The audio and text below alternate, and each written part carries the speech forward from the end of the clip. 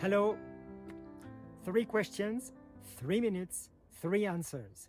Abraham, a central biblical figure for 3 kind of believers in 3 religions. Jewish people, Christians, and Muslims claim Abraham as a father. First question, do we consider Abraham exactly in the same way?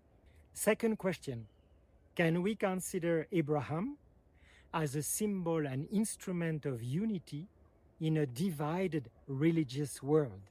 Third question, what are maybe the 2 qualities of Abraham that we can all claim, Christians, Jewish, Muslims, that are obvious to everyone?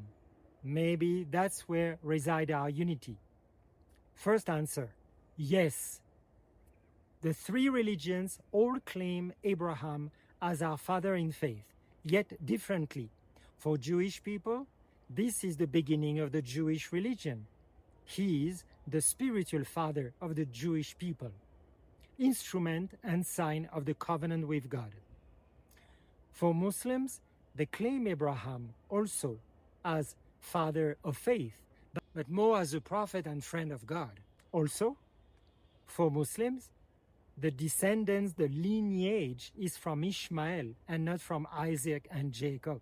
For Christians, look at the scripture passages, starting with Jesus in the Gospel, chapter 8.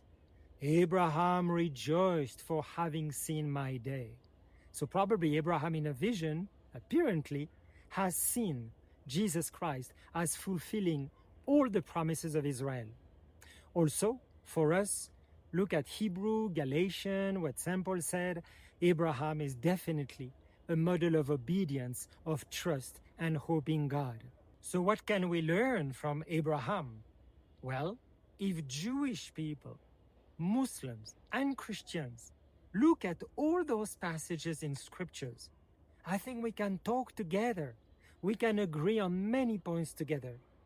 And today in the first reading for this 17th Sunday, Abraham is interceding to God to save all the people from Sodom and Gomorrah.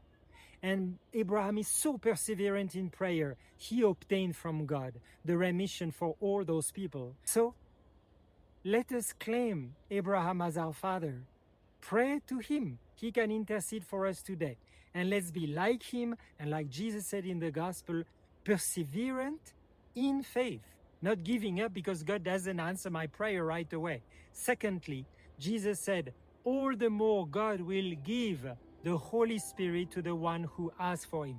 So we need to ask the right thing and to be perseverant in faith and in hope. God bless you all.